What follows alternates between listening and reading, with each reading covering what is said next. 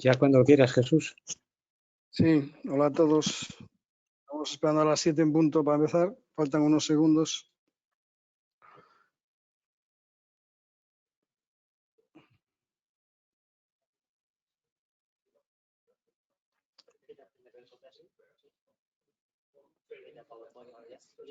Vale. Muy bien. Pues vamos allá. Pues hola a todos, bienvenidos a esta reunión de socios del 23 de febrero. Gracias por estar aquí. Como siempre comienzo presentándome, mi nombre es Jesús Vázquez. Hoy estamos pocos aquí en la sala, debe ser por el frío, que hace bastante frío, y el fútbol también puede influir, pero bueno, hay un buen número de personas ya conectadas. Como decía, estoy aquí en calidad de organizador y presentador de este evento, y tenemos en remoto a Francisco Astudillo, que nos está ayudando con la parte del webinar. Gracias, Francisco, por estar ahí. Hoy hablaremos de la inteligencia artificial en la reducción de costes de los proyectos de ingeniería y construcción. Y nos va a hablar de ello José Corrales Pérez. Como siempre, al final tendremos una parte de conclusiones y cierre. Bueno, José Corrales Pérez es ingeniero por la Universidad de Sheffield y licenciado en Ciencias Económicas por la UNED, MBA por el EOI y la Manchester Business School. Ha sido director de más de una docena de grandes proyectos de química y oil and gas en España, Portugal, Argelia, Bolivia y Perú. Varios de ellos por encima de los 3.000 millones de dólares. Ha publicado varios trabajos sobre gestión de proyectos en revistas de Hydrocarbon Processing y recientemente se ha jubilado de Técnicas Reunidas y ahora se dedica a desarrollar nuevas herramientas y metodologías para el control de las desviaciones de los proyectos. Y como decía, nos habla de la inteligencia artificial en la reducción de costes de los proyectos de ingeniería y construcción. Y ya sin más, le voy a dar paso para que él nos hable de este tema. Vamos a arrancar su presentación. Y José, cuando quieras, si quieres subir por allí, que eso será más cómodo.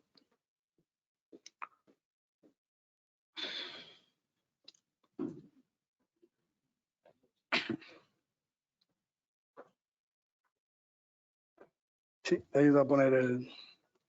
Simplemente es aquí, ya está, aquí está conectado.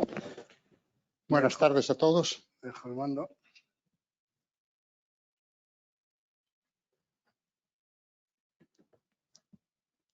Sí, vale. Pues por asombroso que parezca, aún hemos aprendido a gestionar los grandes proyectos de ingeniería y construcción.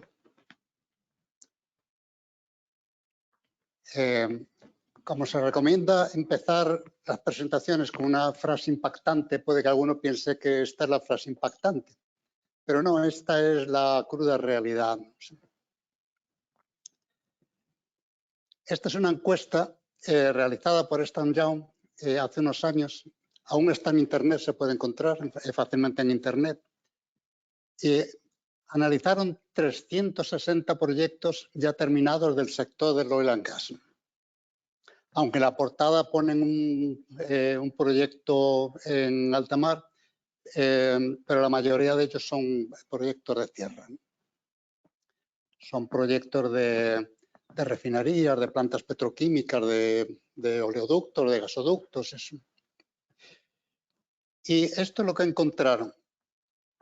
El 78% de los proyectos por encima del presupuesto.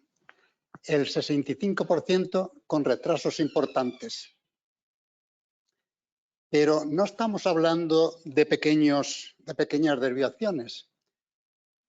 La desviación media, en el caso del presupuesto, fue del 53%.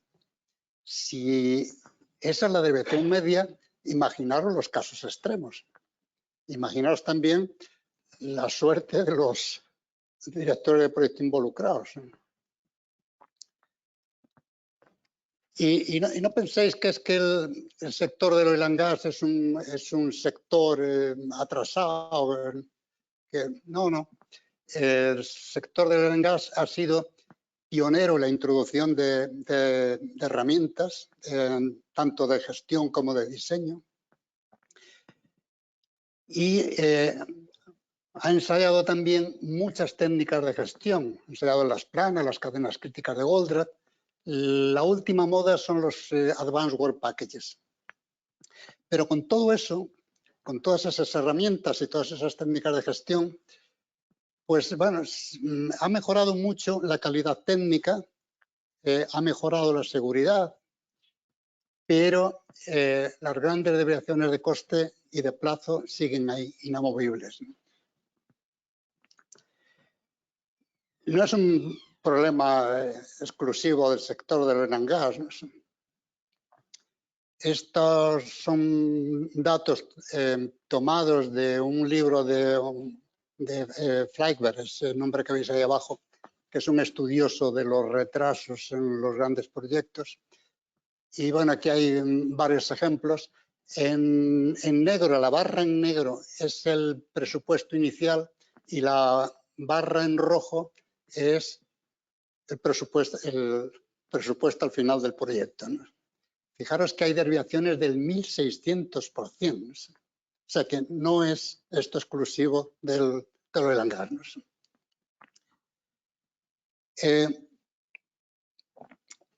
En este sector, Scrum y metodologías Agile, en otros sectores han tenido mucho éxito.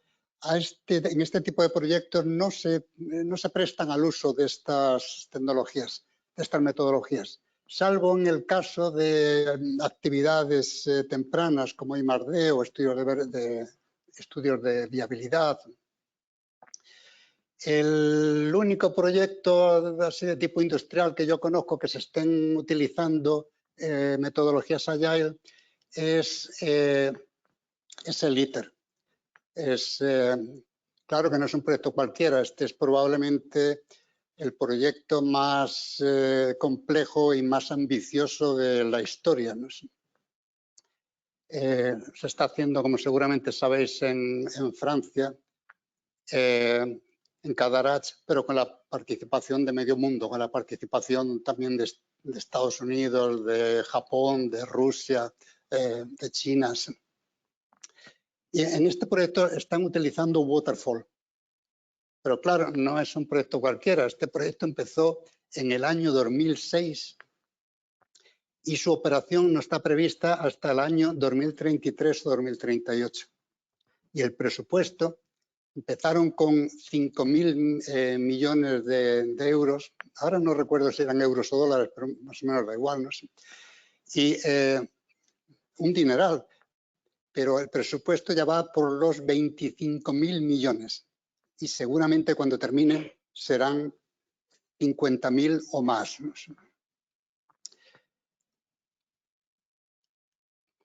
Entonces, la pregunta que vamos a tratar de responder hoy es, ¿puede ayudarnos la inteligencia artificial a resolver este problema que hasta ahora no se ha logrado resolver? Yo he sido director de proyectos de Oil and Gas, como dijo Jesús, durante muchos años, demasiados. Y en mis primeros proyectos yo me pasaba la vida dándole vueltas al presupuesto, porque pensaba que el presupuesto era la herramienta básica de la dirección de proyecto. Pero estaba equivocado, no sé.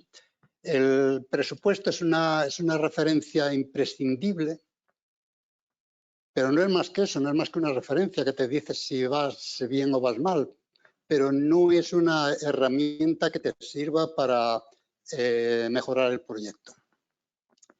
También le he dedicado mucho tiempo a tratar de reducir el coste de las compras, el coste de los equipos y materiales y subcontratos.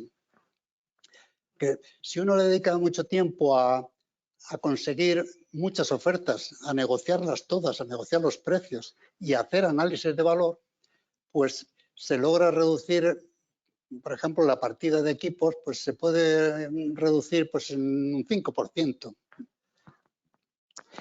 Pero ese ahorro del 5% es insuficiente y además de ser insuficiente, tiene bastante riesgo. Porque ese esfuerzo requiere tiempo y todo ese tiempo retrasa los pedidos. Por lo tanto, retrasa también la llegada de la información de los vendedores, de los planos de vendedores. Y el 5% que se puede conseguir, el 5% del precio de los equipos, pues depende del tipo de proyecto, pero el 5% de los equipos es más o menos el 1% del total del proyecto. En un proyecto muy grande, eso pueden ser 20 o 30 millones, un dineral. Pero un retraso en la entrega de los planos de vendedores puede tener una incidencia sobre la ingeniería y sobre la obra, especialmente sobre la obra, superior al 10% del total del proyecto. O sea que es, por un lado, insuficiente el 1%, con eso no logramos contrarrestar esas desviaciones de las que hablábamos al principio, y por otro lado, además, arriesgado.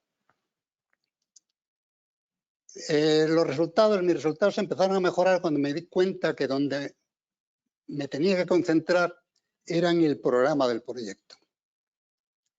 El programa del proyecto tradicionalmente se ha visto como una herramienta para controlar los tiempos, pero va mucho más allá. El programa tiene un impacto muy directo sobre montones de factores de coste, sobre el número de rediseños y de retrabajos en obra, sobre las obras de ingeniería, sobre las eficiencias de la construcción, sobre los materiales excedentes, sobre la motivación del equipo, sobre las relaciones con los clientes o otros partícipes del proyecto.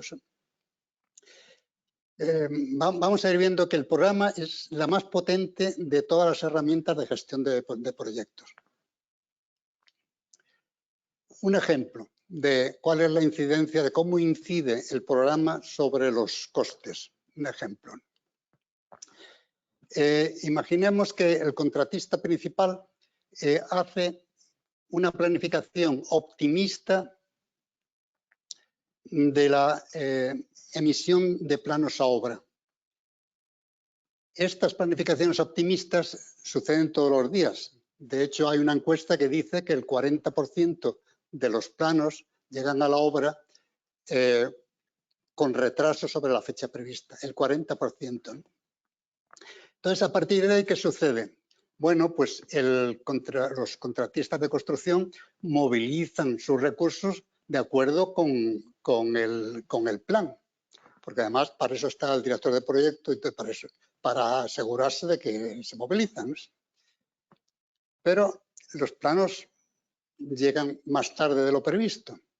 Entonces, a partir de ahí, el contratista de obra tiene allí sus recursos, pero no tiene planos suficientes, entonces su eficiencia se desploma. Como se desploma, pues empieza a perder dinero. ¿Y qué hace? Pues para compensarlo, pues mucha más presión en órdenes de cambio para compensar esas pérdidas que está teniendo. Y por lo tanto, más costes. Pero eso no es lo peor que puede suceder. Lo peor que puede suceder es que los subcontratistas lleguen a perder la fe en la capacidad de planificación del contratista principal. Si la pierden, a partir de ahí no van a movilizar recursos según el plan, no. Van a movilizar los recursos cuando ellos hayan visto, hayan comprobado que los planos ya están allí en la obra. ¿Eso qué implica? Eso implica una movilización tardía y por lo tanto un retraso del proyecto y por lo tanto más costes. Podríamos poner muchos ejemplos, pero aparte de estos ejemplos, hay una razón más profunda que explica por qué el programa es la herramienta central para el control de costes. Y es que analicemos las causas de los fallos de los proyectos. Las causas más frecuentemente mencionadas, no quiere decir que sean las reales, porque es muy difícil encontrar las causas. Cuando algo va mal, luego es muy difícil encontrar las causas. Pero las más frecuentemente mencionadas son estas que veis aquí. Cambios introducidos por la propiedad, baja productividad en la construcción, mala planificación del proyecto, propuesta o estimación inicial muy agresiva y por lo tanto difícil de cumplir, problemas de financiación, toma de decisiones excesivamente lenta, actos de Dios. Actos de Dios son terremotos, inundaciones, huelgas, este tipo de cosas, ¿no? Pero estas no son estas no pueden ser la razón profunda. La razón profunda es la complejidad. Analicemos, no las podemos analizar todas, pero vamos a analizar las dos primeras. Cambios introducidos por el propietario.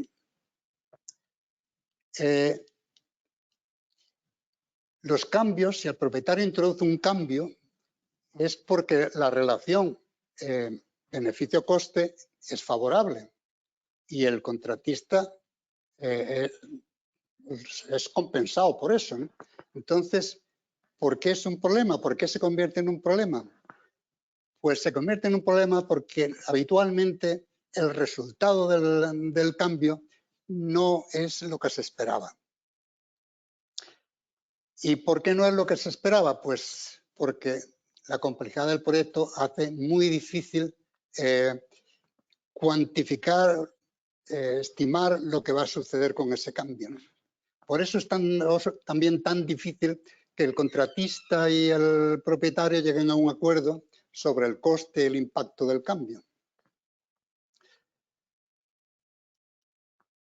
Analicemos la segunda, la baja productividad en la construcción. La baja productividad en la construcción nunca es por falta de la mano de obra, no.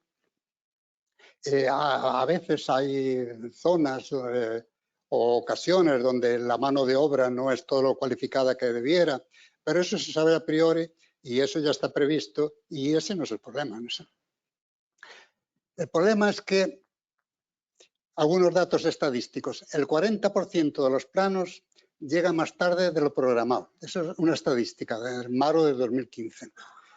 Los retrabajos pueden alcanzar el 20% del coste de la obra, el 20%. ¿No? Lo que los americanos llaman el hands-on tool, o sea, el tiempo que un soldador está soldando y no haciendo otra cosa, pues solo es del 38%. El resto lo pierde esperando que le lleguen materiales, esperando que le lleguen planos, esperando que le lleguen instrucciones. En otras palabras, la baja productividad se debe o bien a problemas con la ingeniería y no con la construcción, o a problemas organizativos allí en la obra.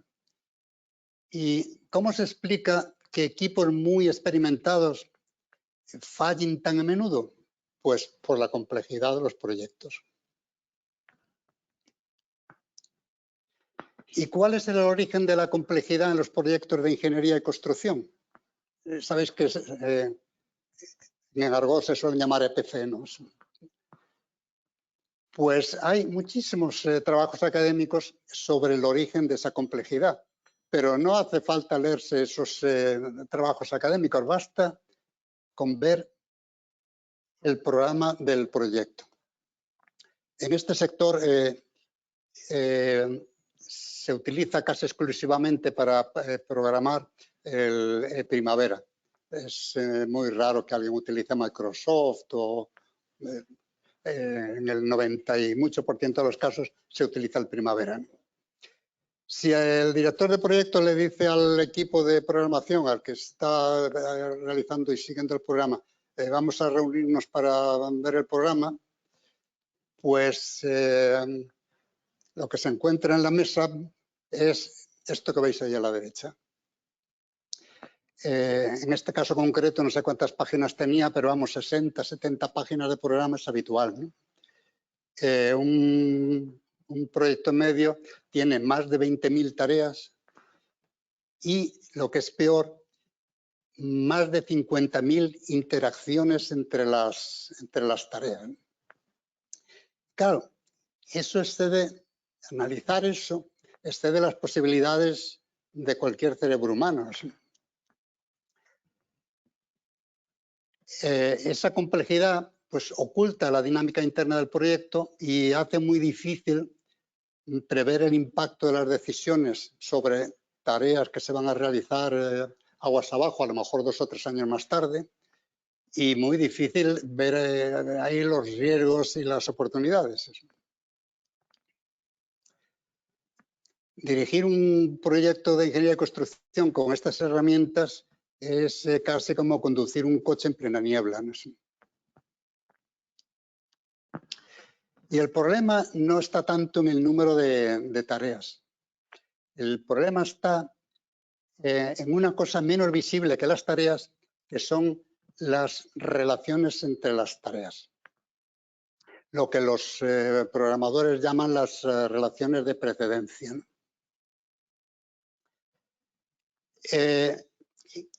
Eso hace que el programa sea vital, porque el único sitio donde se muestran, aunque estén ocultas por el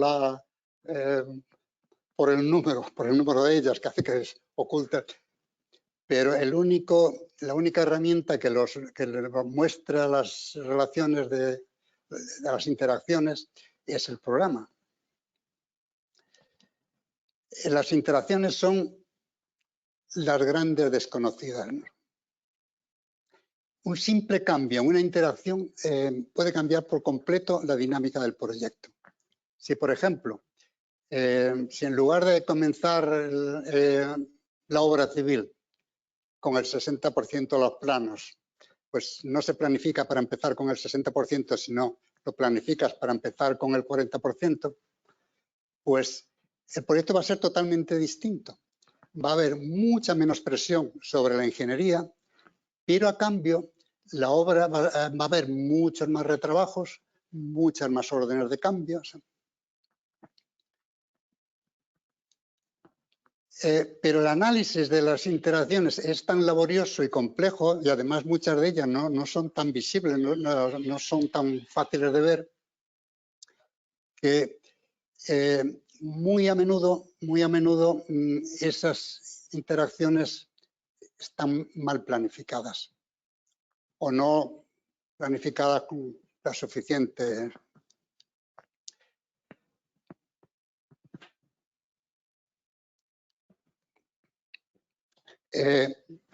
Yo me he jubilado de Técnicas Reunidas durante el pico de la pandemia y ahora me dedico, junto con un grupo de expertos en programación y en inteligencia artificial, a buscar metodologías y herramientas que ayuden a resolver este problema.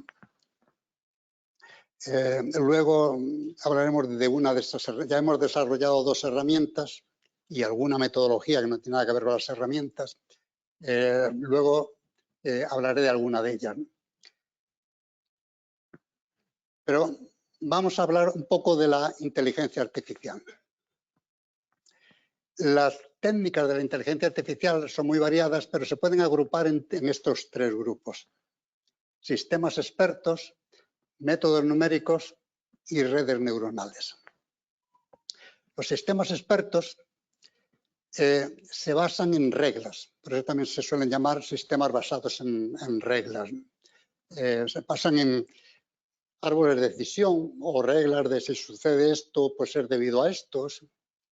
El programa experto más conocido en este país es el de Hacienda, el antiguo programa Padre. Ahí las reglas están claras porque están escritas en la ley del IRPF, en la ley del impuesto, ¿no?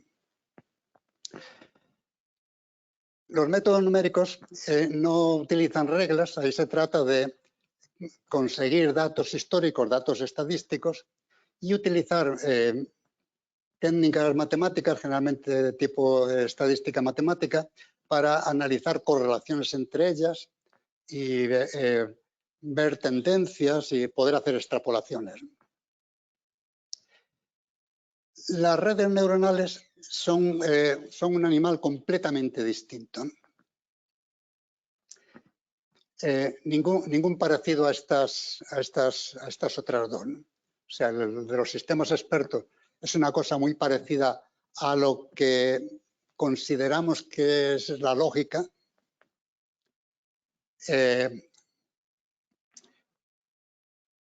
Los métodos numéricos, pues también, solo que además necesitan matemáticas.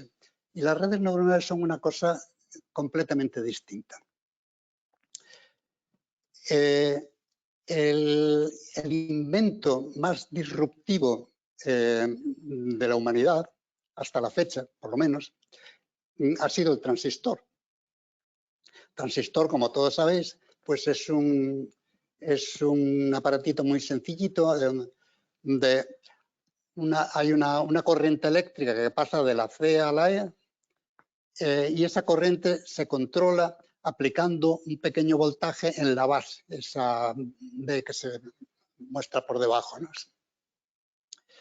Pues algo así como 500 millones de años antes de que Shockley inventase el transistor lo inventó en 1947, pues 500 millones de años antes, la evolución natural inventó otro aparatito también muy sencillo, pero mucho más potente, que es la neurona. La neurona tiene si utilizo el cursor creo que no se ve, pero vamos, tiene un cuerpo central y unos filamentos por los que le llegan, estos filamentos que veis a la izquierda de ese cuerpo central, por los que le llegan señales electroquímicas. Esas señales se suman o se procesan en el cuerpo de la neurona y si exceden un cierto umbral, entonces la neurona se excita y envía una señal de salida a través del axón, que es otro filamento más grueso, que es un filamento de salida. Esa señal de salida es siempre la entrada, bueno, no siempre, pero vamos, generalmente, la entrada a otras neuronas situadas aguas abajo.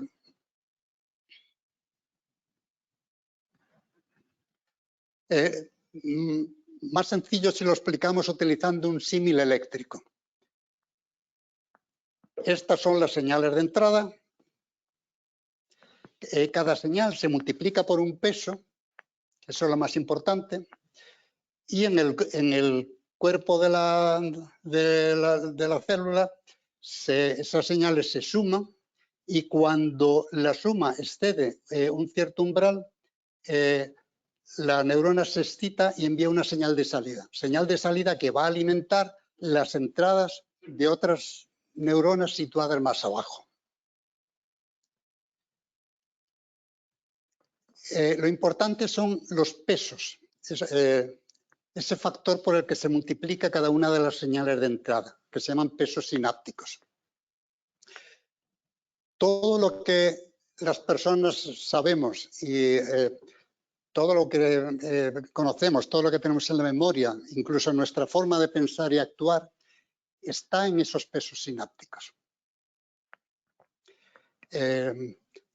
Todos sabemos quiénes son los Beatles, pero si alguien diseccionase nuestro cerebro, no encontraría esa palabra Beatles, no la encontraría, ni esa palabra ni ninguna otra. Lo único que se encuentran son pesos sinápticos. Cuando un niño nace, él nace con prácticamente todas sus neuronas, pero los pesos sinápticos no están. Bueno, mejor dicho están, pero están al azar. Entonces, cuando un niño empieza a aprender cosas, cuando un niño está tratando de aprender a montar en bicicleta y se cae 40 veces y se vuelve a levantar, ¿y qué está haciendo? Lo que está haciendo es ajustando sus pesos sinápticos.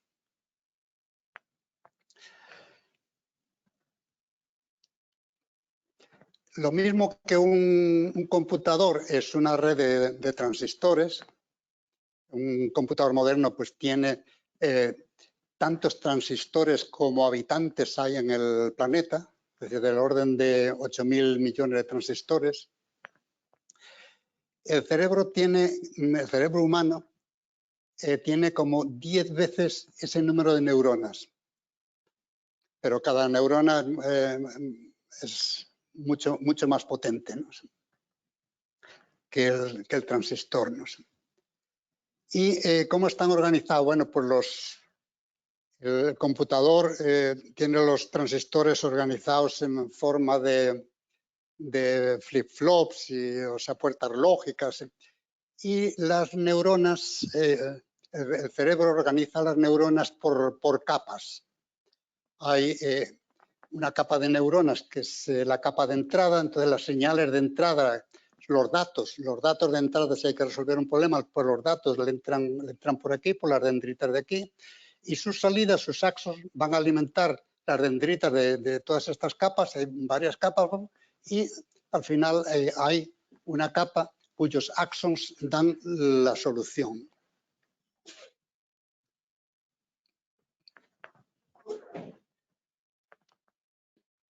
El método de desarrollo,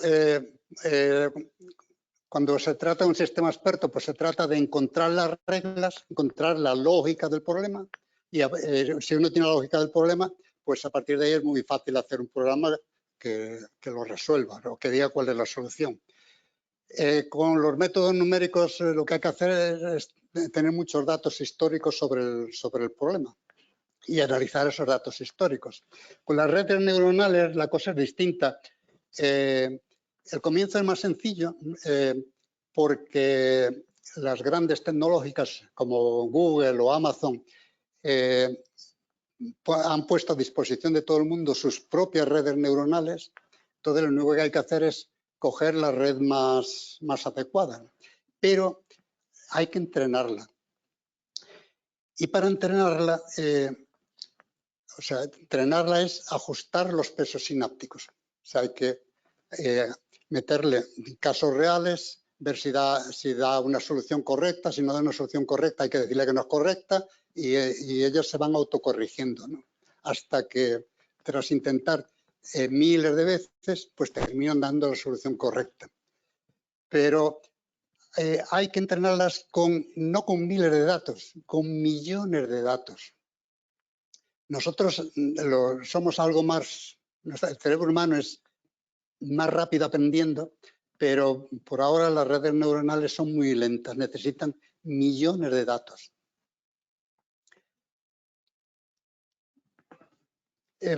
Veamos un ejemplo de aplicación de estas técnicas, ¿no? Cojamos el ejemplo de los traductores automáticos. Los traductores automáticos empezaron en los años 60 del siglo pasado. Ah, tienes razón, sí. Sí, gracias. Empezaron en los años 60 del siglo pasado, financiados. Hubo grandes proyectos para el desarrollo de traductores financiados por el Departamento de Defensa de los Estados Unidos, sobre todo porque eran los años de la Guerra Fría, años afortunados, ahora ya no es tan fría, ¿no? Y los americanos no se querían perder nada de lo que dijesen o escribiesen los rusos. Entonces financiaron grandes proyectos para el desarrollo de traductores, ¿no? Las empresas que los estaban desarrollando, ¿qué hicieron? Pues bueno, pues si se trataba de traducir del inglés al ruso, pues lo lógico, había que escribir. Empezaron con sistemas expertos, que era lo que estaba más desarrollado en ese momento. Bueno, los numéricos también estaban, pero para una cosa de lengua, pues parece que los números no, pues empezaron por los sistemas expertos. ¿Y qué hicieron? Pues contratar un ejército de expertos en idiomas, en gramática, ¿no? Y bueno, pues empezaron a desarrollar traductores, ¿no? Pero el avance era muy lento, la tasa de errores era elevadísima y además los errores muchas veces resultaban cómicos, ¿no?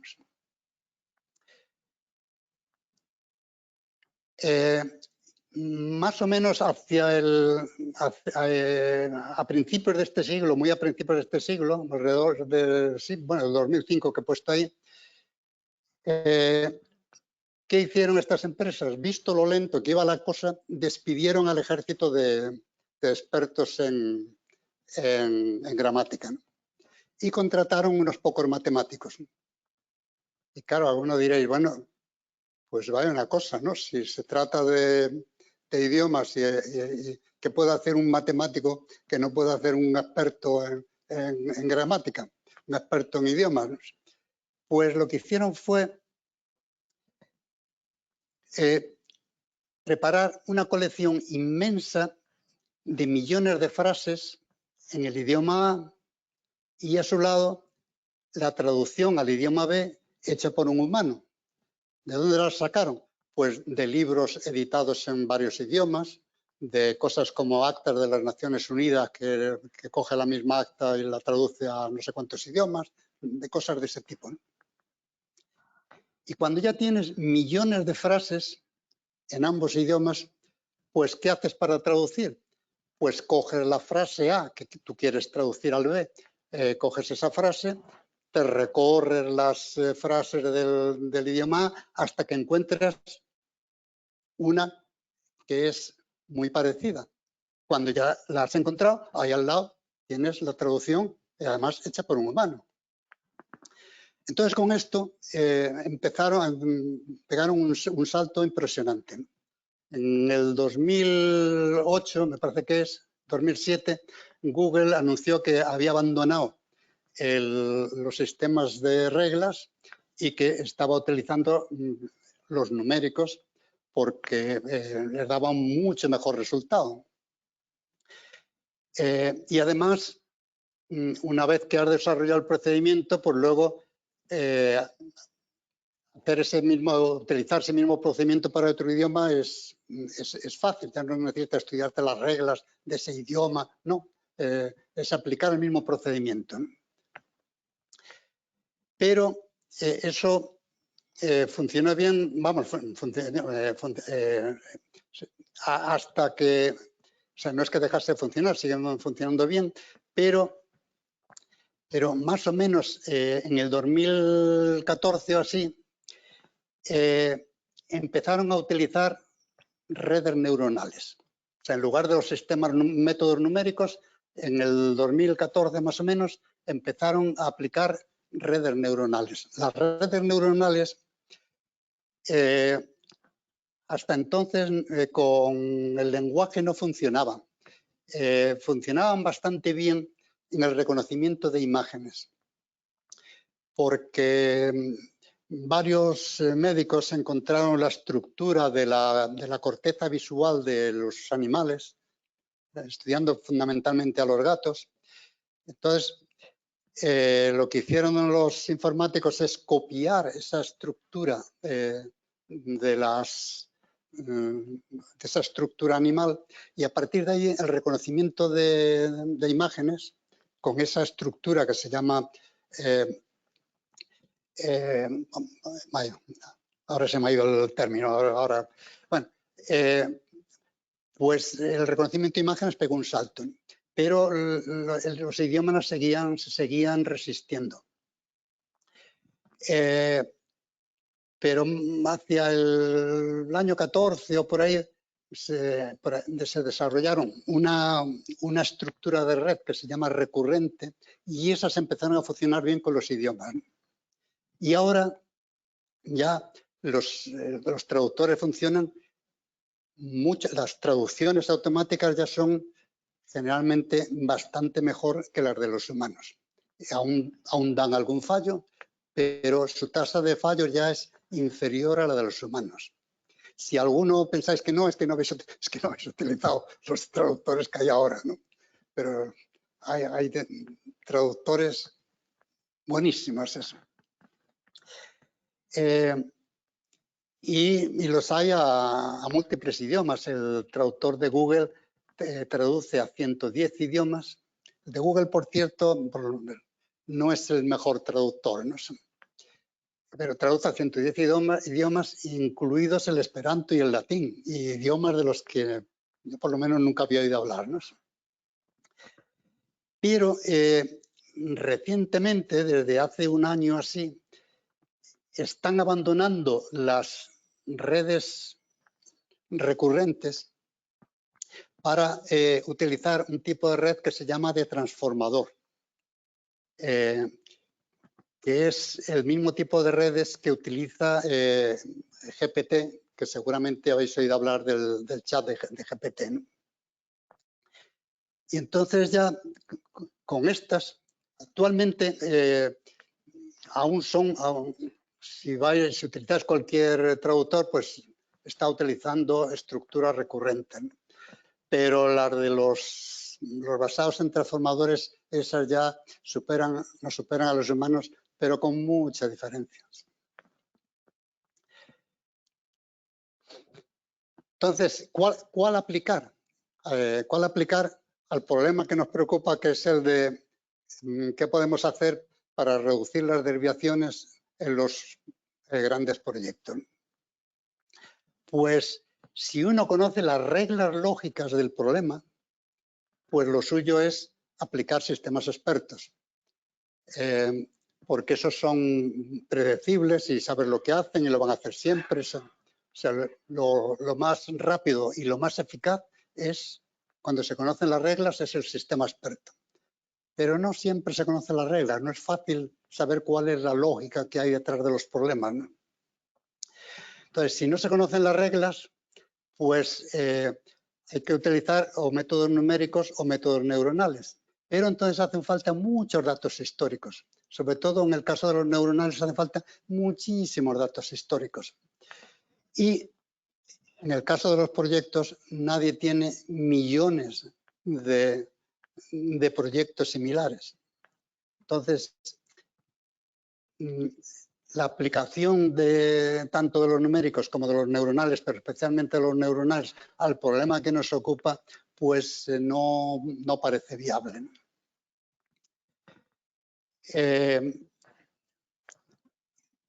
En este cuadro, a la izquierda, está puesta el conocimiento de la lógica del problema y abajo, en las X, los datos históricos. Y el conocimiento de la lógica del problema pues puede ir desde un conocimiento escaso a un conocimiento perfecto, ¿no? Y los datos históricos pueden ser muy pocos o muy abundantes, ¿no? Si el conocimiento es perfecto, el conocimiento de la lógica del problema es perfecto, pues se utilizan sistemas expertos sin duda, ¿no? Si no, pero hay datos abundantes, pues hay que ir a los métodos numéricos o los neuronales, ¿no? Si el conocimiento es perfecto y los datos son abundantes, pues puedes utilizar cualquiera, ¿no? Pero hay un área muy amplia, toda esa área de ahí, que es difícil de momento para la inteligencia artificial. No encaja ni en un procedimiento ni en otro, ¿no? Salvo que en algunas áreas se pueden utilizar redes neuronales que han sido previamente entrenadas para otra cosa. Y lo que hay que hacer es entrenarlas un poco más para resolver el problema concreto del proyecto. Entonces, bueno, por ejemplo, pues el GPT-3 que probablemente conocéis, no sé. ¿Cuántos conocéis GPT? ¿Podríais, por favor, levantar la mano? Es que conocéis GPT, todo el mundo, ¿no? Es asombroso. Hace 2 meses no lo conocía nadie. Es un caso asombroso, ¿no? Bueno, pues GPT, como todos sabéis, pues eso. Le indicas sobre qué asunto quieres que escriba, solo escribe, y te prepara rápidamente un texto que puede ser muy complejo y perfectamente documentado. Y además con mucho sentido común. Es decir, le dices, escríbeme sobre las probabilidades de los ucranianos de ganar la guerra y te escribe un documento. Es más, si le dices, no, pero ahora lo quiero en verso, te lo escribe en verso. Como sabéis, pues esto se está utilizando para escribir artículos, para escribir noticias de periódicos, para escribir páginas web, para programar. Tú le dices, quiero un programa en Visual Basic para, no sé, para generar números aleatorios, y te lo escriben, no sé. Tesis académicas. Entonces, con un poco más de entrenamiento, esta red que está preentrenada, la han preentrenado utilizando millones y millones de datos. OpenAI lleva trabajando en esto la tira de tiempo, ¿no? Pero con un poco más de entrenamiento, pues se podría entrenar para escribir correspondencia contractual, hacer contratos, órdenes de compra, especificaciones técnicas. El único problema que tiene es que para temas legales pues es perfecto, no sé. Pero para temas técnicos, a nosotros nos gusta utilizar gráficos y tablas y ilustraciones y GPT, como solo habla, pues no te muestra gráficos, no te muestra tablas, entonces queda un poco pobre. Sí es verdad que si le preguntas, ¿dónde puedo encontrar un gráfico pues entonces te dice dónde, ¿no? Pero de momento solo escribe, ¿no? No sé si OpenAI va a pasar a incluirle también gráficos.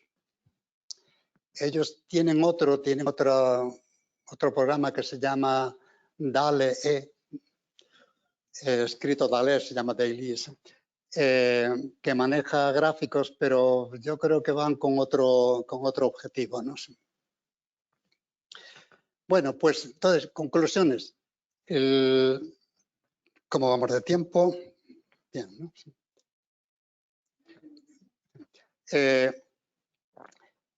Nosotros nos hemos centrado en los programas expertos porque los neuronales, a pesar de que estén de moda, pues de momento solo nos servirían para este tipo de cosas, pero no para solucionar el gran problema que nos preocupa, que es el de las desviaciones de coste. Entonces, nosotros lo que vamos buscando es el cómo transformar el programa, que tradicionalmente se ha limitado a su uso, a controlar tiempos, cómo lo podemos transformar en una herramienta para reducir costes.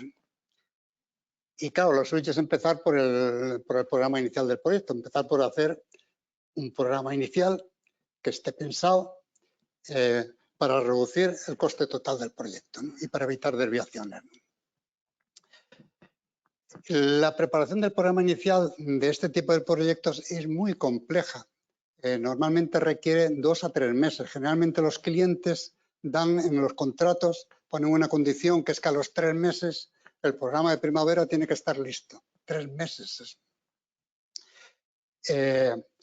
Además, eso significa que los 3 primeros meses estás sin programa porque aún lo estás haciendo. Y los 3 primeros meses de un proyecto son de lo más crítico del proyecto. Has tomado un montón de decisiones y aún no tienes el programa.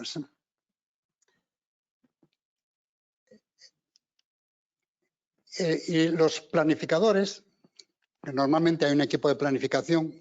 No, el programa no lo prepara el director de proyecto porque requiere muchísimo tiempo, necesita alguien dedicado a eso, que generalmente no es una sola persona, son varias personas, pero esos planificadores están tan presionados por cumplir la fecha de emisión del programa que a lo que van es a que salga aquello que ya están cansados de él, no a darle vueltas y optimizarlo y probar distintas alternativas. No tienen tiempo para eso, ¿no? Entonces, el primer problema que nosotros hemos tratado de enfocar es ese, es el de cómo resolver eso, ¿no? Y creemos que ya lo tenemos resuelto con una herramienta que se llama SPRPC, que permite emitir el programa de un macroproyecto con decenas de miles de actividades en una semana, pero de esa semana la mayor parte del tiempo es buscar los datos. Una vez que tiene los datos, una vez que tiene la información, el programa lo hace en unos minutos. Pensaba haberlo mostrado directamente, pero por razones logísticas no lo he podido hacer, pero os voy a explicar cómo funciona, ¿no? Y si alguno quiere ver cómo funciona, pues si os apuntáis mi email, que luego al final lo pongo, pues si os apuntáis mi email me llamáis y os lo muestro con Zoom o sea.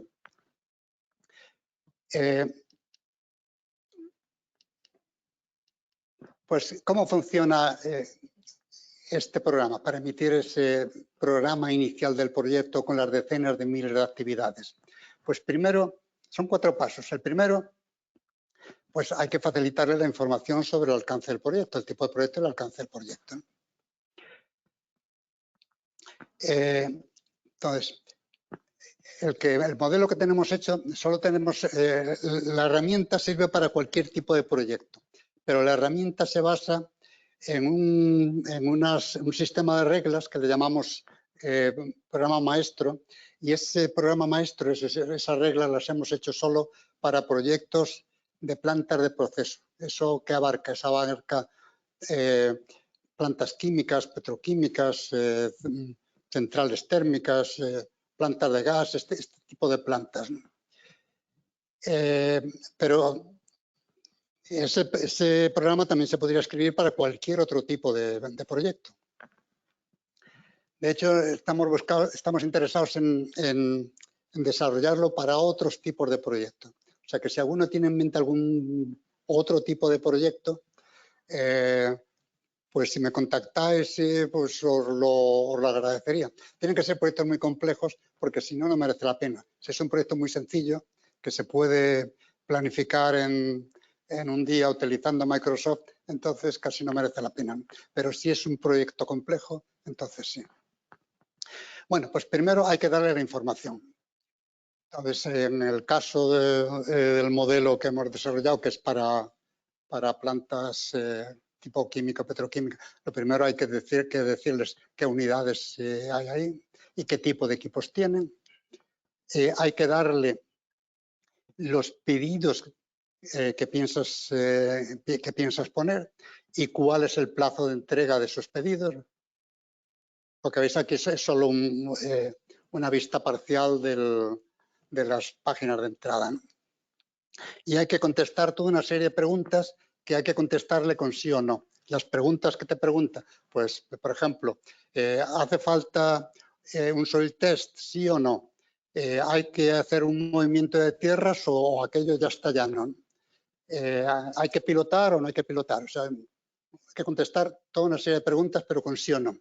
Y hay que rellenar también una tabla, sobre las dificultades del sitio. Una tabla con una puntuación con dificultades. Si el sitio es muy apretado, entonces hay más dificultades en la obra, aquello va a durar más. Si la obra es muy vertical en lugar de horizontal, pues también va a durar más. Si tiene hay mucho oleado que soldar, pues también va a durar más. Si hay problemas de que es en el desierto y solo se pueden trabajar un cierto número de horas, pues también va a durar más. O sea, hay que darle unos factores, ¿no? Pero una vez que se le da eso, pues ¿qué hace? Pues crea un modelo virtual y a partir de ese modelo virtual emite primero la lista de actividades, los miles de actividades, las miles de tareas que necesita ese proyecto, con sus duraciones, sus relaciones de precedencia y sus fechas. Esto es interactivo, si no te gusta lo que le he emitido se puede cambiar. No sé. Y emite también un sumario. Un sumario, este es solo una parte del sumario, pero emite un sumario con todas las actividades que necesita la dirección del proyecto para tomar decisiones. con la idea de que la dirección del proyecto y en general los supervisores no tengan que entrar en las decenas de miles de actividades, porque eso era demasiado, que les baste con el sumario. Y hace una tercera cosa más, que es comparar ese proyecto, hacer un benchmarking, comparar ese proyecto con proyectos de referencia. Y eso sirve para ver si uno ha hecho supuestos demasiado atrevidos, demasiado arriesgados, o si hay zonas que se pueden mejorar. Y una vez que todo el mundo lo ha revisado y si algo no está correcto, no le gusta, pues se ha cambiado, pues entonces se envía al primavera. Y a partir de ahí se continúa trabajando en primavera. Tenemos también otro módulo ya desarrollado que funciona casi al revés que este. Se trata de, en proyectos desarrollados con primavera, en proyectos muy complejos desarrollados con primavera, el primavera no es bueno haciendo resúmenes. Y no hace benchmarking, pues es coger un programa en primavera y entonces a partir del primavera emite el resumen y la comparación con proyectos de referencia. ¿Por qué este sabe hacer resúmenes y el primavera no? Porque el primavera funciona por códigos y este no, este entiende el idioma, de momento el inglés, pero puede entender cualquier otro idioma. Y lee las actividades, no va por códigos. Entonces eso le permite ser mucho más preciso y mucho más selectivo. Ese es mi email, ese que veis ahí abajo, por si alguno queréis información adicional, os la daré con mucho gusto. Sí. Y lo que os decía antes, si alguno, o sea, de momento, las reglas que tiene son de proyectos de plantas de proceso.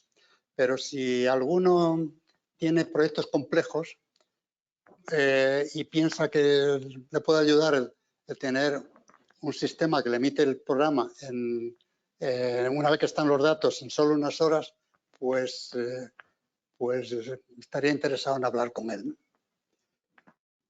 Y esto es todo. Muchísimas gracias. Y espero no haberos aburrido demasiado. Muy interesante, la verdad. No sé si tenéis alguna pregunta. Por ahí hay alguna.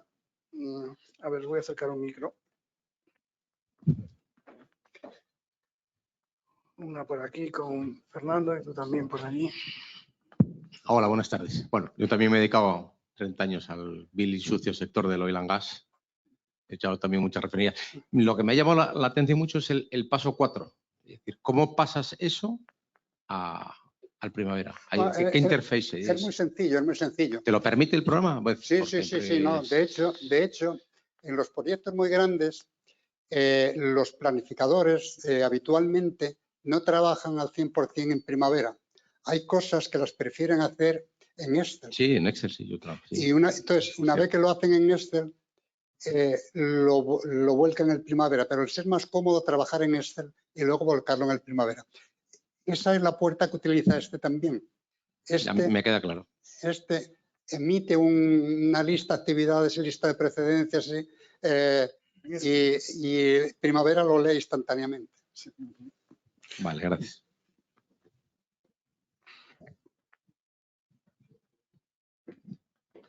O sea que pasa por este. Entonces. Sí, pasa por este. Buenas. Digamos, ¿qué tipo de proyectos se pueden utilizar con Expert GPT? Por ejemplo, ¿se pueden utilizar, por ejemplo, para proyectos de I+D+I de informática o de software, por ejemplo, en mi caso? Habría que cambiar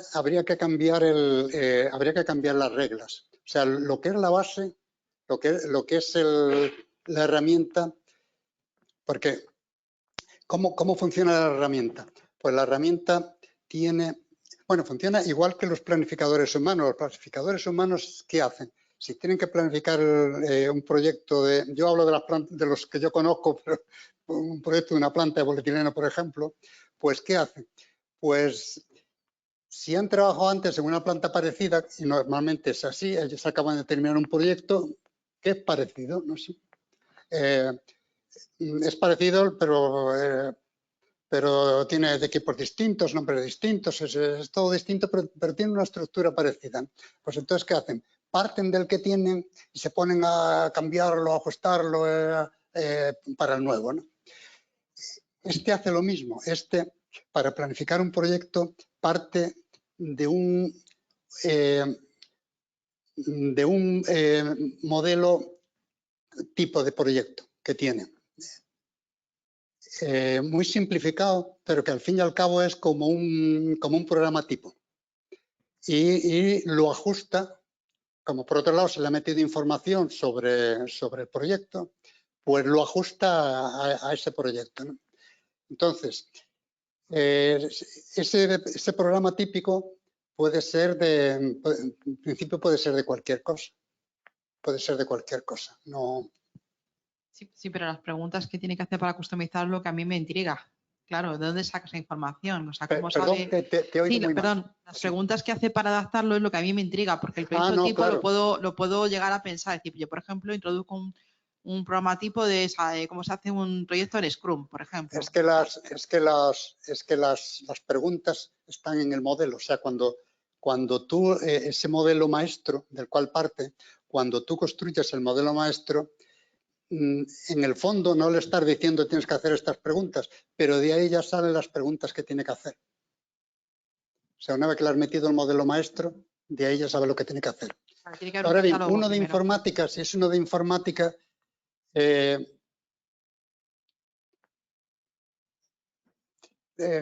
está hecho para proyectos en los que hay compras, hay subcontratos, hay obras. Uno de informática es muy distinto.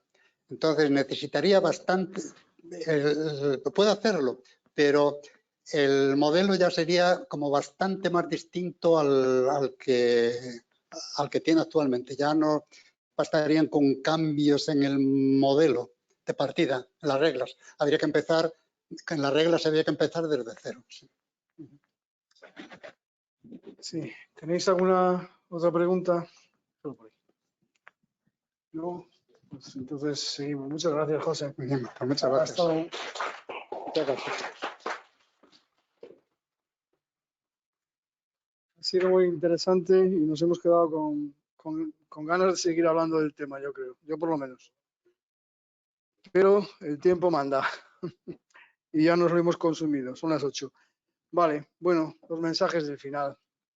Estoy viendo alguna cara por ahí conocida que hacía mucho tiempo que no veía. Me alegro. Bienvenido, Luis. Bueno, pues como siempre deciros que estamos buscando ponentes para estas reuniones. Estamos buscando todo lo que aparece ahí, pero especialmente ponentes, que estamos intentando recuperar la cartera de ponentes que antes teníamos y ahora no, tras la pandemia, ¿vale? Así que os animo a que participéis. Por ahí tengo alguno que sé que va a participar en breve, ¿verdad, Rafa? Bueno, como siempre, las inquietudes que tengáis nos las podéis contar tanto aquí como ahora en el networking que haremos a posteriori. Tenéis el calendario de eventos en la web y os animamos a mantener vuestros datos actualizados para que os podamos contactar. En marzo no tendremos reunión, tendremos el encuentro de directores de proyecto, la asamblea, las elecciones de este año. Y la próxima reunión de socios la tendremos en abril, el jueves 27 de abril, y en ella hablaremos de la importancia del gobierno de un proyecto y nos lo contará un viejo conocido, Alfonso Bucero. Y bueno, el tema de las PDUs ya os lo conocéis, los que estéis aquí presencialmente os las declararemos en automático y los que estáis en online, que hay un buen número de asistentes online, pues recibiréis un correo con las instrucciones para la declaración de las PDUs. Por último, para finalizar, dar los agradecimientos a las personas que han ayudado a que este evento se pueda realizar, que son José Barato, Luis Eduardo Reyes, Bernardo Baiz y Sergio, que está por ahí, allí al fondo, en la pecera. Gracias, Sergio. Y bueno, vamos al networking. Como siempre, en el Urruechu de enfrente. ¿Vale? Muchas gracias.